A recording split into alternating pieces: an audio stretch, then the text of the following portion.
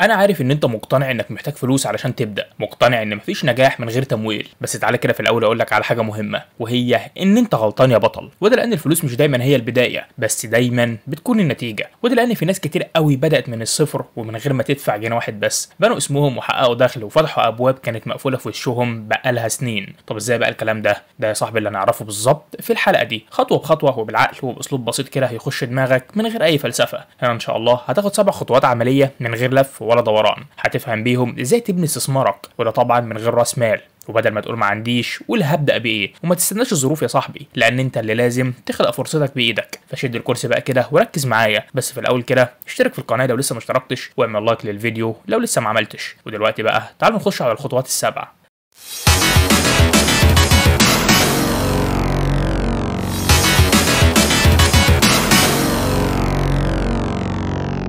الخطوه الاولى معانا النهارده هي غير نظرتك عن راس المال. بص يا صاحبي، اول غلطه بيقع فيها اي حد عاوز يبدا مشروع او يستثمر انه بيبدا يربط كلمه راس المال بالفلوس وبس. يعني يقول لك مفيش فلوس يعني مفيش استثمار. وهنا بقى يا صاحبي لازم تعرف ان ده تفكير محدود جدا، بيقفل لك الطريق من اولها كده حتى من قبل ما تتحرك. لكن الحقيقه بقى ان راس المال مش لازم يبقى ورق في البنك. راس المال يا صاحبي ممكن يكون في دماغك انت، او في وقتك، او في مهارتك، او في موهبتك، او حتى في شخصيتك. الابحاث في علم النفس بتقول ان في حاجه اسمها راس المال غير المادي، زي مثلا الخبره والمعرفه والعلاقات والطاقه الشخصيه. يعني مثلا ممكن تكون بتعرف تشرح كويس، او عندك قدره تقنع بها الناس، او بتفهم في التصميم او التصوير، او حتى في الطبخ. كل دي يا صاحبي اشكال من راس المال، ودي كلها على فكره حاجات ممكن تبدا بها مشروع من غير ما تدفع جنيه واحد. وكمان يا صاحبي لازم تعرف ان الانسان ساعات كتير بيبص للحرمان وبينسى الامكانيات اللي ربنا سبحانه وتعالى اداها له، ودي مشكله كبيره جدا في التفكير مش في الواقع. فاول خطوه بقى يا بطل في الاستثمار الحقيقي هي انك تقف شويه وتفكر انا معايا ايه مش معايا كام.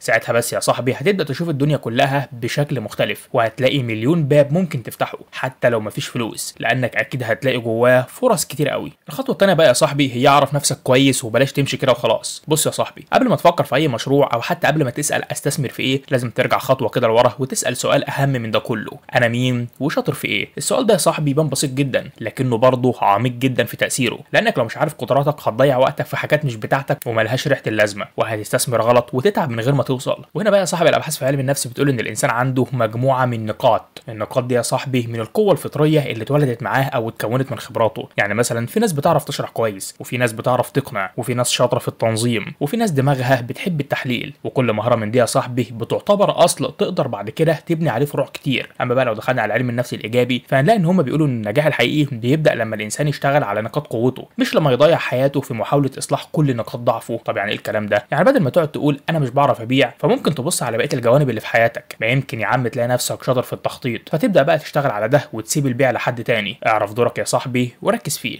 عارف يا صاحبي امتى بتحس ان انت مرتاح وانت شغال؟ الاجابه بكل بساطه هي انك لما تكون بتعمل حاجه من جواك. يعني انت مش بتشتغل علشان بس تاخد مقابل، لا خالص، ده انت بتشتغل لانك حاسس انك في مكانك وفي مسارك الصح. وصدقني يا صاحبي لما تحس الاحساس ده حتى لو الظروف كلها ضغط عليك هتكمل وهتبدع. موضوع الاحساس انك واقف في مكانك الصح ده يا صاحبي لوحده كنز، لانه مش بس بيخليك تكمل، لا خالص، ده بيخليك تبدع وتدي اكتر من المتوقع، لانك شغال بقلبك قبل دماغك. فدلوقتي بقى يا صاحبي قبل ما تقول انا عايز استثمر، اسال نفسك انا شاطر في ايه وبحب اعمل ايه والناس بتطلب مني ايه بالظبط. الرد على الاسئله دي يا صاحبي هيكون هو المفتاح اللي يفتح لك باب من غير ما تحتاج راس مال ولا واسطه ولا اي حاجه غير انك تكون انت. من الاخر يا صاحبي خليك على طبيعتك يا عم. اما بقى الخطوه الثالثه يا صاحبي فدور على المشكله مش على الفكره بس. بص هفهمك النقطه دي. اللي اقصده هنا يا صاحبي ان انت تدور على المشاكل اللي في المشاريع اللي انت عاوز تعمل زيها، وده لان كل مشروع ناجح بدا بحاجه بسيطه جدا، وهي ان حد شاف مشكله وقرر يحلها. يعني بدل ما تقعد تفكر في فكره مشروع جامده قوي، فكر في مشكله حقيقيه الناس بتعاني منها وانت تقدر تساعد فيها بامكانياتك، لان ببساطه الناس بتدفع مقابل للي بيحل مشاكلها مش للي بيقول كلام كبير وخلاص. يعني لو دخلنا على المجال العلمي شويه فهنلاقي ان في مصطلح اسمه الماركت فيت برودكت، يعني ببساطه التوافق ما بين اللي انت بتقدمه واللي السوق فعلا محتاجه. وده بقى مش بيجي من فراغ، لان ده يا صاحبي بيجي من مراقبه السوق وسماع الناس وفهم احتياجاتهم. يعني بدل ما تقعد في اوضتك تفكر في فكره عبقريه، انزل اسمع الناس وشوف ايه اللي ناقص فعلا وابدا من هنا. الفكره كلها يا صاحبي انك تكون نافع ومفيد وتخفف عن الناس وتسهل عليهم حياتهم. يعني مش لازم تكون مليونير علشان تساعد، لان اوقات كتير كلمه بتنفع واوقات تانية خدمه بسيطه بتغير حياه. فلما يكون مشروعك او استثمارك نابع من نيتك في خدمه غيرك، ده بيخليك مكمل حتى لو الدنيا كلها ضغط عليك، لان جواك شعور بالمعنى وبالقيمه. وعلشان كده بقى يا صاحبي الخطوه الثالثه دي بتقول بيقول لك دور على المشكله مش على المكسب، وده لان المكسب كده كده هيجي لوحده لما تحل المشكله بصدق وبشكل بسيط وبالامكانيات اللي معاك دلوقتي مش اللي نفسك فيها بعدين. فاسال بقى يا صاحبي اللي حواليك وشوف الناس بتشتكي من ايه في شغلاناتهم وفي يومهم وفي تعاملاتهم اليوميه، وانت تقدر تقدم لهم ايه بالظبط، فكره ولا خدمه ولا شرح ولا وقت ولا حتى مهاره. ولما تلاقي يا صاحبي مشكله بتكرر وبتشدك من جوه، اعرف ان هو ده الباب يا صاحبي اللي هتدخل منه، باب الاستثمار من غير فلوس. الخطوه الرابعه بقى يا صاحبي هي استغل الادوات اللي في ايدك قبل ما تفكر في اللي ناقصك. بص يا صاحبي، اكبر غلط بيوقف الناس في اول الطريق هو انهم يقعدوا يبصوا على اللي ناقصهم. مفيش كاميرا كويسه وما عنديش لابتوب، النت ضعيف، مفيش مكتب اشتغل منه، حاجه كده يعني اكن النجاح محتاج تجهيزات 5 نجوم. واحنا بقى يا صاحبي لازم تعرف ان التفكير ده بيوقفك مكانك، لانك دايما هتلاقي حاجه ناقصه، وكمان لان النجاح الحقيقي بيبدا لما تبص على اللي معاك دلوقتي وتستخدمه لاقصى درجه. العلم هنا بياكد ان المرونه المعرفيه دي واحده من اهم مؤشرات النجاح، وده معناه ان انت تقدر توظف الامكانيات اللي عندك حتى لو كانت بسيطه جدا. المهم يا صاحبي ان المرونه دي تكون في الاتجاه اللي بيخدم هدفك، يعني بتعرف تلف وتدور وتخلق حلول من لا شيء. تعال ناخد مثال بسيط كده يا صاحبي. انت دلوقتي لو معاك موبايل فانت معاك كاميرا،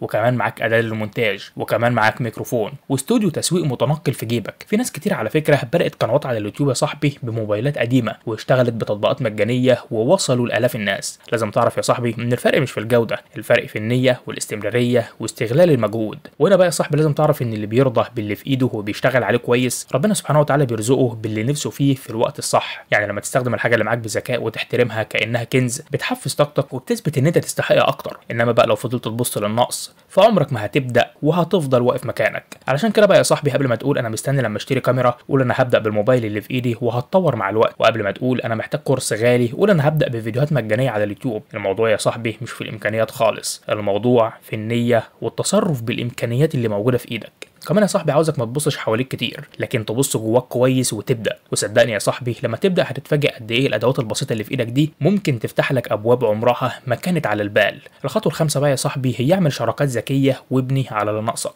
بص يا بطل، مفيش حد ناجح بيشتغل لوحده، اللي بيكسب فعلا هو اللي بيعرف يبني فريق او حتى يتحالف مع الناس الصح. ومش لازم شراكه يعني شركه ومكاتب وورق، لا خالص، لان اوقات الشراكه بتكون اتفاق بسيط بين اتنين، واحد عنده مهاره وواحد عنده وسيله، واحد بيفهم وواحد بينفذ، واحد عنده وقت والتاني عنده جمهور. العلم هنا يا صاحبي بيقول ان من اهم مفاتيح النجاح في رياده الاعمال هو القدره على بناء شبكات علاقات فعاله، يعني ازاي تتواصل مع ناس ممكن تكمل بيهم مشروعك وتوزع الادوار صح وتكبروا سوا بدل ما كل واحد يحارب لوحده. وده يا معلم بيخلينا نقول لك ما تحاولش تعمل كل حاجه بنفسك. يعني انت مثلا لو شاطر في التصوير بس ضعيف في المونتاج، دور على حد يعمل مونتاج وقسمه الربح يا عم. اما بقى لو عندك فكره بس مش عارف تسوقها، دور على حد شاطر في السوشيال ميديا وخليها كده بينك وبينه زي مثلا كده خد وهات. الموضوع يا صاحبي مش محتاج راس مال، لانه محتاج راس عاقل يفكر صح. لازم تعرف يا صاحبي ان الانسان بطبعه اجتماعي ومخلوق علشان يعيش وسط ناس، واوقات كتير ربنا بيبعت لك الحل على هيئه بني ادم، حد يكمل لك اللي ناقصك او يفتح لك باب او يشجعك او حتى يحط ايدك على طريقك. اما بقى يا صاحبي لو انت قافل على نفسك ورافض تتعاون فعمرك ما هتشوف الفرصه دي. علشان كده بقى يا صاحبي اسال نفسك كويس ايه اللي ناقصني ومين اللي ممكن يكمله وازاي نكسب سوا من غير ما نخسر بعض. الموضوع كله يا صاحبي بيبدا بكلمه، تعالى نشتغل مع بعض. والكلمه دي يا صاحبي ممكن تكون بدايه اكبر استثمار في حياتك من غير ما تدفع فيه ولا مليم. الخطوه السادسه بقى يا صاحبي هي استثمر وقتك كانك بتستثمر الملايين. لو في حاجه كلنا متساويين فيها فهي الوقت، كل واحد فينا عنده 24 ساعه في اليوم، لكن الفرق بقى بين اللي بينجح وبين اللي بيفضل واقف مكانه هو ازاي بيستغل وقته. الوقت يا صاحبي هو راس المال الحقيقي اللي عندك دلوقتي، فلو ضاع بقى عمرك ما هترجعه تاني. في دراسه عالميه شهيره جدا بتقول ان انت لو قضيت ساعه واحده بس كل يوم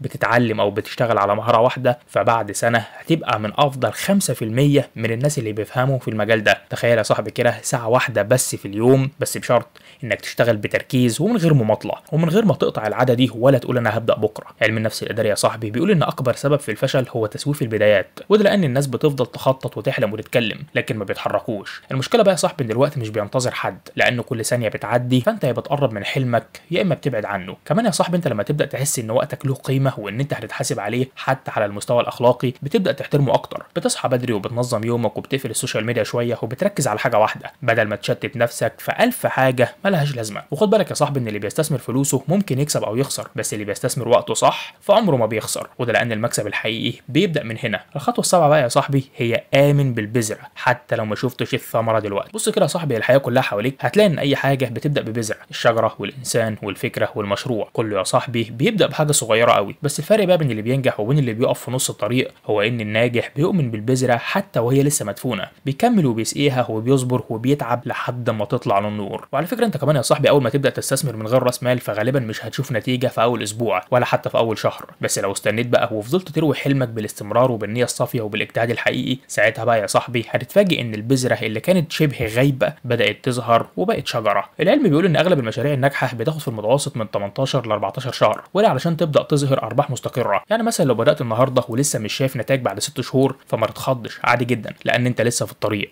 بس لازم تصبر بقى وتكمل. كمان يا صاحبي في اوقات كتير بنكون شغالين على حاجه ومش شايفين منها اي نتيجه، بس الحقيقه بقى ان في حاجات بتتغير جوانا، بتتعلم وبتقوى وبتفهم السوق وبتفهم نفسك وبتكسب ناس حواليك، وكل ده يا صاحبي اسمه بناء تحت السطح زي الاساسيات بالظبط، بتتبني قبل ما العماره تطلع. وده يا صاحبي اللي بيفرق بين اللي بيؤمن باللي بيعمله وبين اللي بيستغل النجاح. اللي بيؤمن باللي بيعمله يا صاحبي بيشتغل حتى لو مفيش اي تصفيق ولا لايكات ولا فلوس، بيشتغل علشان هو عارف ان البذره دي جواها حياه وهتطلع، بس هي محتاجه بس شويه وقت. فخد نفس عميق بقى كده يا صاحبي واسال نفسك، انا عندي الجار ازرع واصبر ولا هستنى النتيجه قبل ما ابدا اصلا؟ لو زرعت يا صاحبي وسقيت وكملت صدقني النتيجه كده كده جايه. وبعدين يا صاحبي مش يمكن تكون دي البدايه اللي تغير بيها حياتك كلها؟ ودلوقتي بقى يا صاحبي وبعد ما مشينا سوا في ال7 خطوات بقى واضح جدا قدامك ان الاستثمار الحقيقي مش بيبدا من البنك ولا حاجه، لكنه بيبدا من دماغك انت ومن وقتك ومن نيتك ومن اول خطوه بتاخدها بايدك. كل خطوه قلناها يا صاحبي مش محتاجه منك راس مال ولا حاجه، لانها محتاجه منك ايمان وقرار وتنفيذ حتى لو بشكل بسيط. واوعى يا صاحبي تستنى كل الظروف تبقى مناسبه، لانها فعلا عمرها ما هتبقى مناسبه. ابدا باللي معاك يا صاحبي وابدا دلوقتي، لان اللي هيبدا حتى من تحت الصفر هيوصل قبل اللي فضل مستني. وصدقني يا صاحبي لو مشيت على الخطوات دي ان شاء الله واشتغلت على نفسك بجد ممكن تبقى بعد شهور قليله جدا في مكان ما كنتش تحلم بيه. اما بقى يا صاحبي لو استفدت من الفيديو ده فلازم تشترك في القناه لو لسه ما اشتركتش، وتعمل لايك للفيديو لو لسه ما عملتش. اشوفكم بخير.